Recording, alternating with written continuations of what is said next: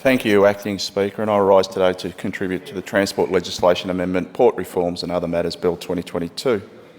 And Melbourne ports are an important part of our economy, but they are also an important part of our cultural heritage. As a Western suburbs lad, the ports hold an influence on many of the traditional working class suburbs, such as Braybrook, where I was born and bred, Sunshine, Footscray, where I grew up, Yarraville, Williamstown and Newport, and they all have workers, pubs and businesses all linked to the ports. And of course the Labor Party itself and the union movement have been impacted by the ports and its workers. And this cultural heritage of Melbourne have had its fair share of influence down at the docks, and I'll go to an event later on through my contribution.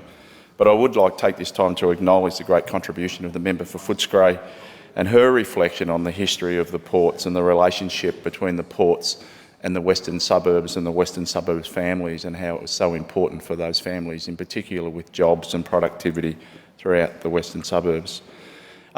This Ports Reform and Other Matters Bill seeks to amend the legislation, and I'll go to those points that it seeks to amend. It embeds the establishment of the Ports Victoria in legislation and provide the abolition of the Victorian Ports Corporation Melbourne and the Victorian Regional Channels Authority.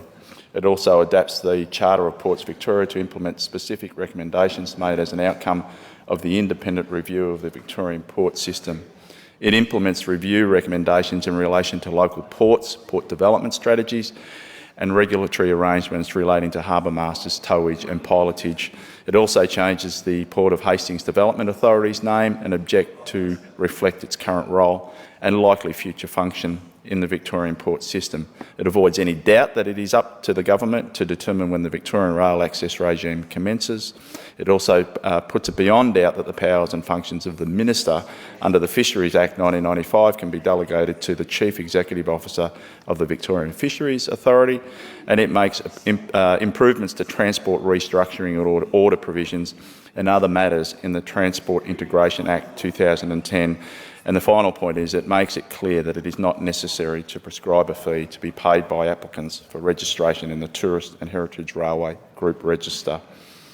I alluded to it earlier, but I want to just make reference to an incident that I think it's obviously a very historical incident in regard to the ports and my relationship to the ports as someone that grew up in the Western suburbs near the ports, but also through my role as when I went to the ambulance union and also as an ambulance paramedic. And I was the Assistant Secretary back in 1998 of the ambulance union, and people may remember this event, but tomorrow's a really auspicious day tomorrow. It happens to be the 24th anniversary of the Patrick's MUA dispute. And I don't know if anyone remembers that dispute, but I was heavily involved in it. All the unions were involved in it. A lot of Western suburbs communities and communities from around Melbourne were involved in it.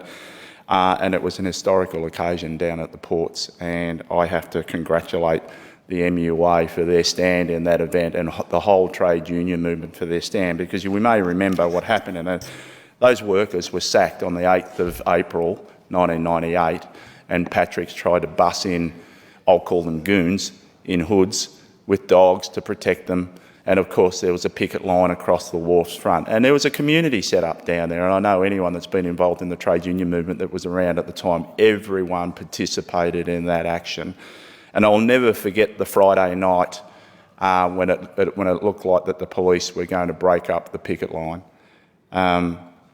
We were there all night, hundreds and hundreds and hundreds of trade unionists, community members, family members, linking arms. The police helicopter was flying over the top.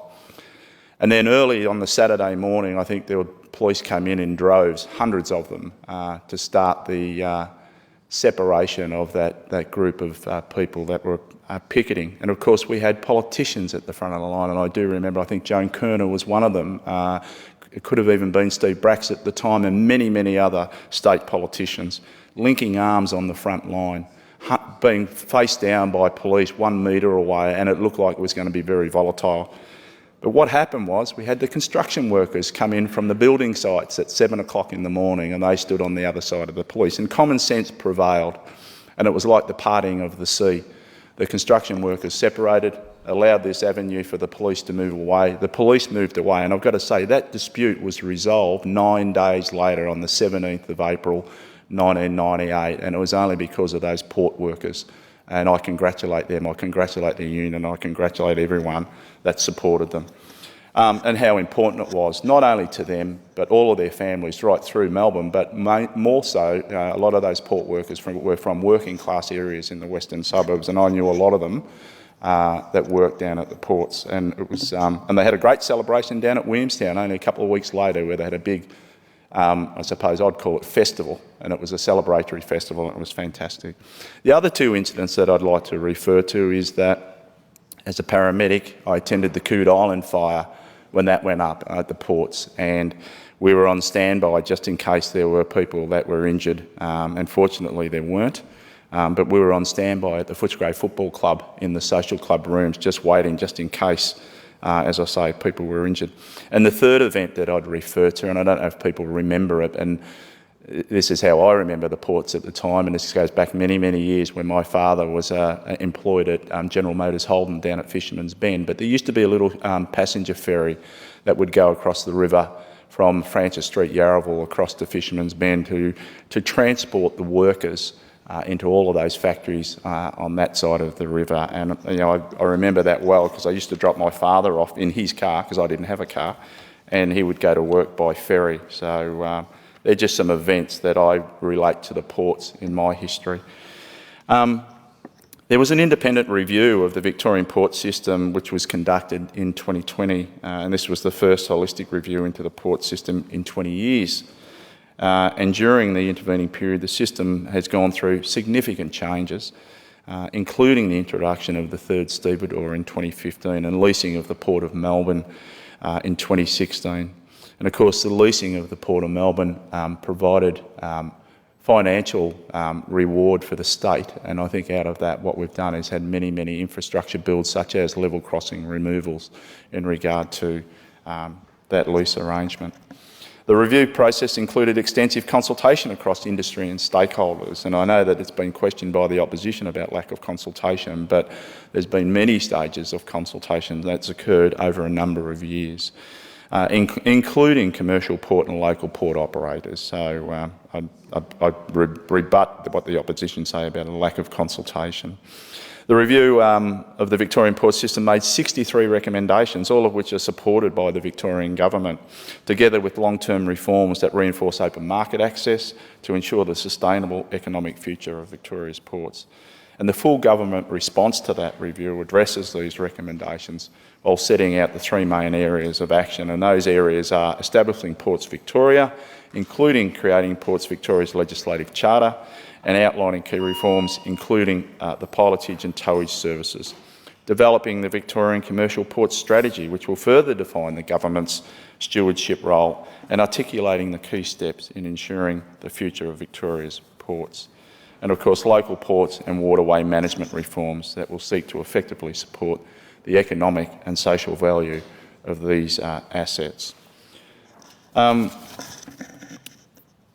It is expected that over a specified period of, say, 12 to 24 months, Port Victoria will undertake an audit of the competencies and systems of the pilotage service providers and to operate safety, and this will be integrated with the development and implementation of new harbour master systems, practices and, of course, processes that are aimed at addressing identified gaps in operational coordination and control.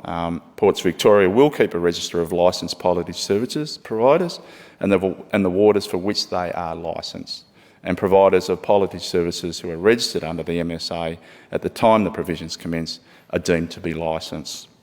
Look, this bill is an important bill, and it's important for the state, but it's also important for workers and families and many, many suburbs that are supported by employment through the port system. This bill seeks to implement important changes that are needed, and I wish to thank the Minister for Ports and Freight, who as the member for Williamstown knows that this portfolio's importance, not just for Victoria, but the importance for her electorate of Williamstown. I support these amendments and I commend this bill to the House.